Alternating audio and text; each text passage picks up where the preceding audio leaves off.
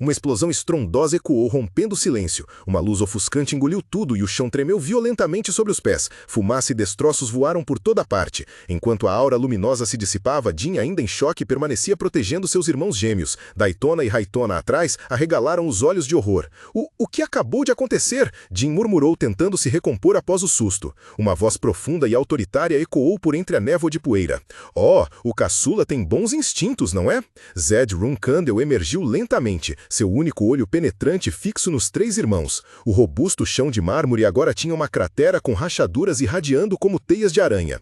Zed explicou casualmente. Isso mesmo, se vocês batessem muito forte naquela pedra, ela explodiria como agora. Vocês são os primeiros a não se ferir depois de Luna. A maioria dos seus irmãos e irmãs aprenderam comigo, então essa exibição brutal pode ser considerada um rito de passagem. Eu não pensei que haveria mais uma criança ilesa. Ao ouvir o elogio, Jin levantou a cabeça, seu olhar já calmo. Ele levantou a mão educadamente. Tio, posso perguntar como a irmã Luna evitou isso?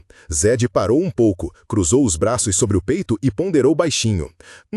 Ele respondeu, um sorriso enigmático nos lábios. Acho que você ficaria desapontado se ouvisse a resposta. Todos os seus irmãos também ficariam. Jin olhou diretamente para seu tio, com os olhos firmes e inabaláveis. Não tem problema.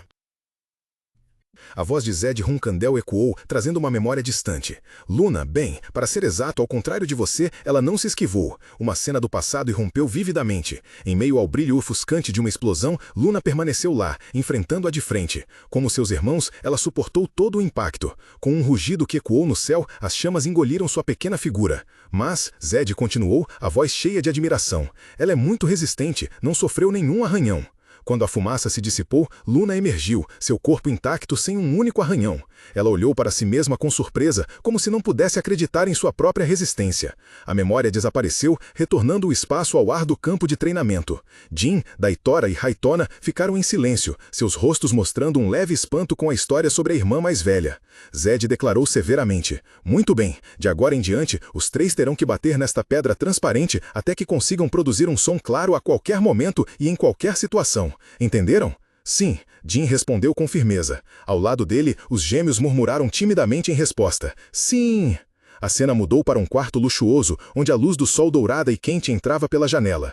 Luna, agora uma bela jovem, estava sentada no sofá, lendo um livro tranquilamente. Uma criada idosa se aproximou cuidadosamente, trazendo uma bandeja de chá. Senhorita. Luna suavemente pousou a xícara de chá no pires, o tilintar da porcelana ecoando nitidamente. Ah, Aya, obrigada, ela disse a voz pensativa. Isto é sobre o que me disseste antes, mas... A velha Aya, com sua postura calma, respondeu imediatamente. Sim, está falando do irmão que tentou assassinar o jovem mestre Jin, certo? Suspeito das senhoritas Mayu e Anne. Considerando como estão a tentar conter o jovem mestre Jin, acredito que é muito provável que estejam por trás disto. Luna franziu a testa, cética.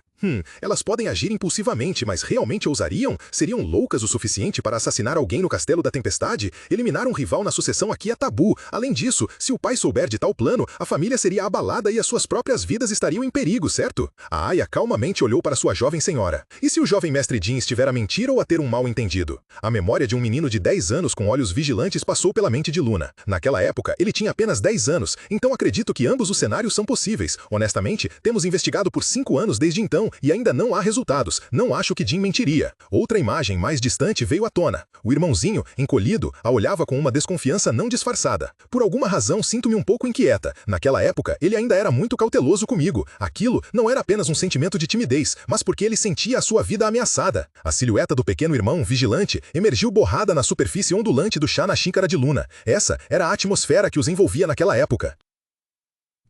A babá disse com uma voz cheia de respeito. Então, devemos investigar a senhorita Mayu e a senhorita Anne? Luna colocou a xícara de chá, um leve olhar de preocupação em seus olhos. Sim, por favor. O fato de não termos encontrado nada até agora me deixa ainda mais preocupada. Eu tenho uma sensação bastante ominosa. A babá suspirou suavemente, a preocupação evidente em seu rosto. Eu também me sinto inquieta. Temo que a senhorita seja machucada novamente por seus irmãos mais novos. Luna sorriu levemente, tentando tranquilizar a babá que a cuidava lembrava desde pequena. Babá, já faz muito tempo que fiz 30 anos. A senhora não está se preocupando demais? De qualquer forma, será que Jin está bem?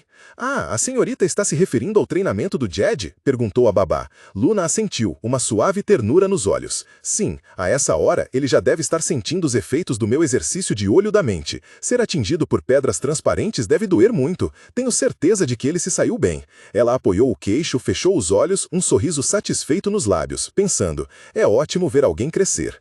No dia seguinte, 4 horas após o início do treino da tarde, sob o céu tingido de um vermelho vibrante pelo pôr do sol, no vasto campo de treinamento, Jin Hunkandel rangia os dentes em sofrimento. O suor escorria pela sua testa e seu corpo estava tenso como uma corda de arco. Uma aura roxa escura girava violentamente ao seu redor, indicando seu esforço extremo. Este exercício, de todos os exercícios que já fiz, parece terrível.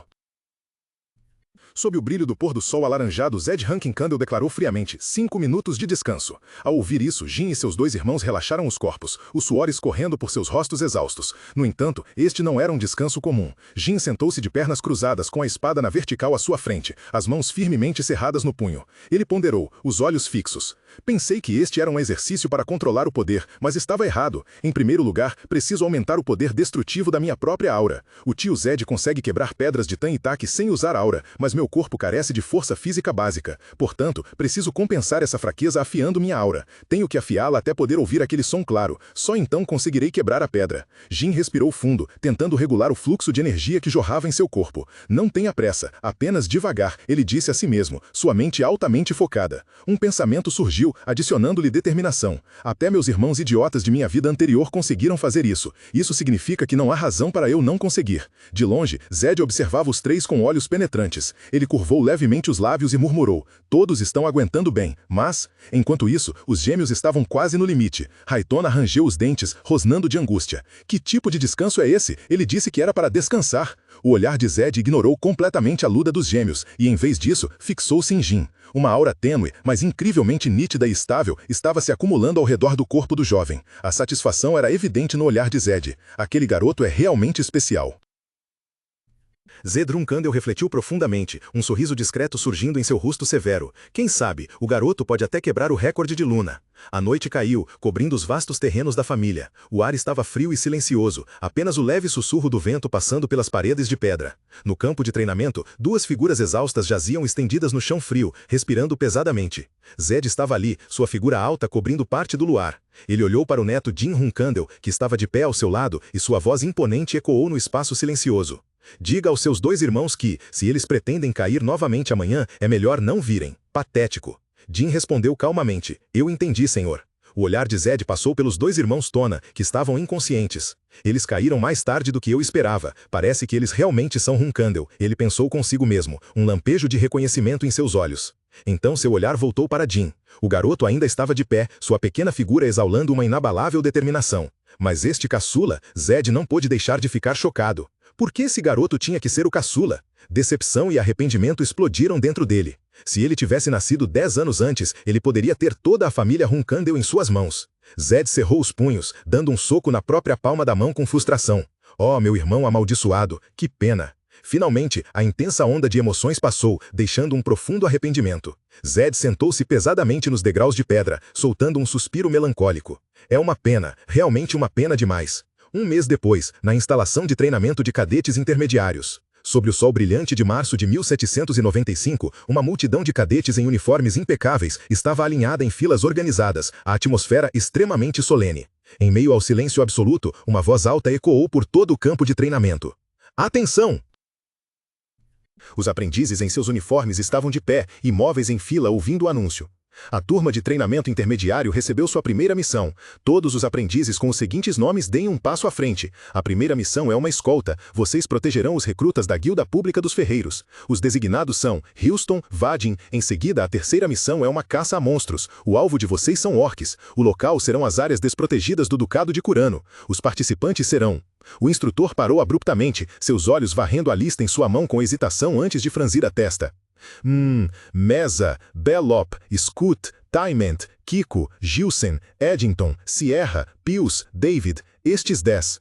Ao ouvir seus nomes, Mesa e o aprendiz loiro ao lado dela ficaram atônitos, os rostos de ambos empalideceram, revelando um choque extremo.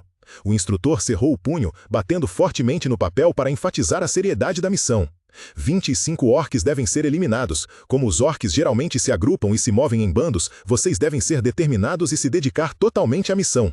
O choque no rosto de Mesa desapareceu rapidamente, substituído por uma expressão fria e determinada. Seus olhos se estreitaram, exalando uma agudeza enquanto ela ouvia atentamente. O instrutor encerrou seu discurso. Isso é tudo. Petro informará os detalhes a vocês. Boa sorte. Assim que se afastou, murmúrios começaram a surgir da multidão de aprendizes cujos nomes não haviam sido chamados. Alguns sussurravam entre si, seus olhares exibindo tanto pena quanto zombaria. Caça a orques, mesmo sendo apenas recrutas, que pena, devem voltar meio mordos. Um aprendiz alto com um semblante arrogante sorriu para o grupo de Mesa, com um tom malicioso. Acho que teremos que preparar incenso e um caixão. Ainda há tempo antes da missão, por que vocês não escrevem seus testamentos?